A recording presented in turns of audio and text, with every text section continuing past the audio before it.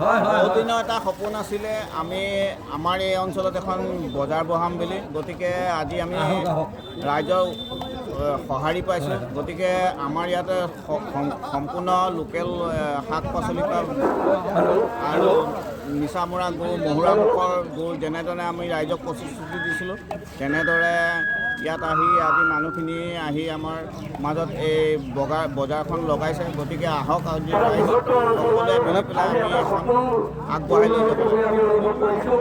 প্ৰথম দিনাই অভূতপূৰ্ব সঁহাৰি লাভ কৰিছে আপোনালোকে? হয় হয় হয়।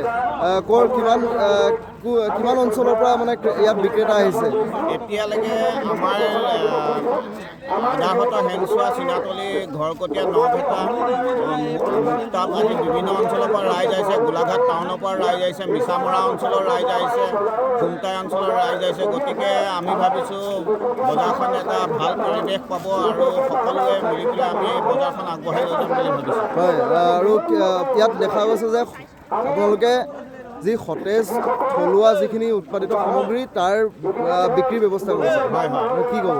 আমি ইয়াত যিখিনি ধনচিপাত উৎপাদিত সামগ্ৰী, শাক পাচলিৰ পৰা ধৰি মিছামৰা যি এটা চেনি নথকা গুড়, মহুৰা মাছৰ মাছ, সেই সতেজ বস্তুখিনি ইয়াত আমি ৰাইজে উলিয়াইছে। গতিকে আমি ভাবিছোঁ এখন আদৰ্শ কৃষক বজাৰ হিচাপে আমি সেইকাৰণে নামাকৰণ কৰিছোঁ, যাতে আমি সম্পূৰ্ণ বস্তু এটা মানে যিখিনি আমাৰ লোকেল ঘৰুৱা বস্তু সেইখিনি আমি ইয়াত উৎপাদিত কৰি ৰাইজক আমি যোগান ধৰিম বুলি আশা কৰিছোঁ।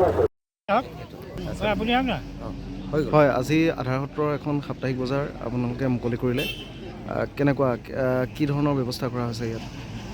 আজি এই আধাৰ সত্ৰৰ যিখন আদৰ্শ বজাৰ আমাকে মাতিছিলে উদ্বোধন কৰিবলৈ। গতিকে আমি অত্যন্ত সুখী, আৰু বিশেষকৈ গোলাঘাট নগৰৰ সমীপতে থকা এই আধাৰ সত্ৰ, এখন ইতিহাস প্ৰসিদ্ধ অঞ্চল এই আধাৰ সত্ৰ বুলিলে।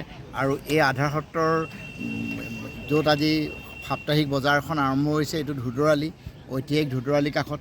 আৰু এই অঞ্চলটো এটা সময়তো আহোম যুগতো বেপাৰ বাণিজ্য অঞ্চল আছিলে, যেনেকৈ আজি ব্ৰিটিছ পিৰিয়ডৰ যদি আমি আৱৰঘাটৰ কথা কওঁ। গতিকে এই অঞ্চলটোত বিশেষকৈ কৃষি প্ৰধান দেশ। ইয়াত খেতিয়কো আছে, কিন্তু যিখিনি থলুৱা উদ্ভিদ আজিৰ তাৰিখত ইয়াত এই সাপ্তাহিক বজাৰ হোৱাৰ পৰা মই ভাবোঁ বহু কৃষক ইয়াত উপকৃত হ'ব, যিহেতু কৃষকসকলে উচিত মূল্য নাপায়। গতিকে এই বজাৰখন হোৱাৰ পৰা মই ভাবোঁ কৃষকসকলে তেওঁলোকে প্ৰাপ্য পাব, আৰু বজাৰ কমিটিয়ে কিছুমান জৈৱিক যিটো খেতি তাৰ ওপৰত গুৰুত্ব দিছে। বিশেষকৈ যিটো যেনেকৈ আজি চালানী মাছৰ কথা তেওঁলোকে বা ব্ৰইলাৰ মুৰ্গী কোৱা নাই, ইয়াৰ থলুৱা যিখিনি মুৰ্গী বা থলুৱা মাছৰ ওপৰত গুৰুত্ব দিছে। এটা বজাৰ সমিতিৰ কাৰণে এটা প্ৰশংসনীয় পদক্ষেপ। মই বোলো এনেকুৱা ধৰণৰ আদৰ্শ বজাৰে অনাগত দিনত অসমৰ বিভিন্ন প্ৰান্ততো গঢ়ি উঠিব। কাৰণ আমাৰ যিটো ঐতিহ্য অসমীয়া হিচাপে আমি চিনাকি দিবলৈ আমাৰ সেই তাহানিৰ দিনবোৰৰ যদি কথা কওঁ, যেনেকৈ আমাৰ চহা জীৱনৰ কথা, কাৰণ এই আধাৰ সত্ৰটো আচলতে চহা জীৱনৰ অঞ্চল। গতিকে মই ভাবোঁ এই বজাৰখন হোৱাৰ পৰা বিশেষকৈ স্থানীয় লোকৰ লগতে যদি ইয়াৰ প্ৰসাৰ বাঢ়িব, তেতিয়া মই ভাবোঁ ইয়াৰ যিটো দাঁতিকাষৰীয়া অঞ্চল আছে, আজি চিনাতলিয়ে কওঁ বা ইয়াৰ আগৰ যদি খেনচোৱা কথা কওঁ বা আমাৰ সাউতলিৰ কথা কওঁ, বা এই বৃহত্তৰ অঞ্চলটোৰ তেলিখাল আছে ইয়াৰ ওচৰত। গতিকে এই অঞ্চলটোৰ মই ভাবোঁ উপকৃত হ'ব।